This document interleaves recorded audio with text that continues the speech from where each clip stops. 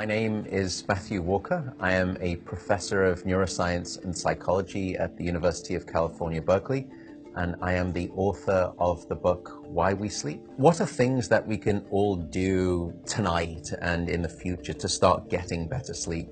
Well, beyond carving out a non-negotiable 8-hour sleep opportunity, there are probably at least 5 things that we can do. The first is that we have to try and maintain regularity. And if there's one thing that you take away from this, it would be going to bed at the same time and waking up at the same time, no matter whether it's the weekday or the weekend. Even if you've had a bad night of sleep, still wake up at the same time of day and reset.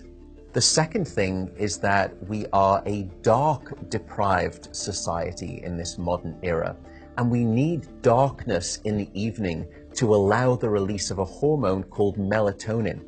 And melatonin helps the healthy timing of our sleep. So try to dim down half the lights in your home in the hour before bed. Stay away from screens, especially those LED screens. They emit blue light that actually puts the brakes on melatonin. And those blue light emitting devices fool your brain into thinking that it's still daytime, even though it's nighttime and you want to get to sleep. The third key ingredient is to keep it cool. Many of us actually have a bedroom that's too warm in terms of temperature. So an optimal temperature is about 68 degrees Fahrenheit or about 18.5 degrees Celsius.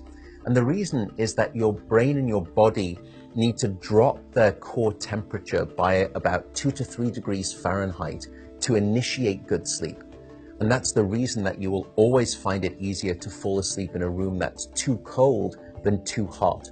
So having a cool room actually takes your brain and body in the right temperature direction to get good sleep.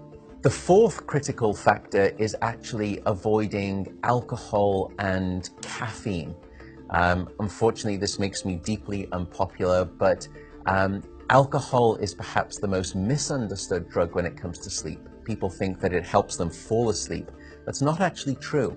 Alcohol is a class of drugs that we call the sedatives. And what you're doing is just knocking your brain out. You're not putting it into natural sleep. We also know that alcohol will fragment your sleep, so you'll wake up many more times throughout the night. And alcohol is also a very potent chemical for blocking your dream sleep or your rapid eye movement sleep. Caffeine is also a problem. Many of us know that caffeine can keep us awake. It's an alerting chemical. It's a stimulant in terms of a class of drugs.